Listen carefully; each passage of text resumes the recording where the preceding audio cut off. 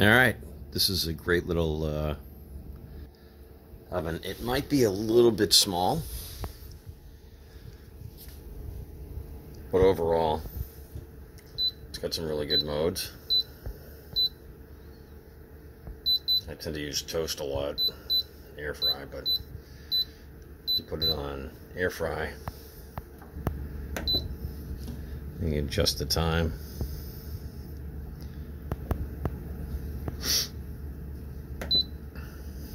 Then you start, stop. I also pull the tray out, which I've done because I've been cooking on it. So, as long as you're not trying to cook a big turkey, it's a great little oven to have.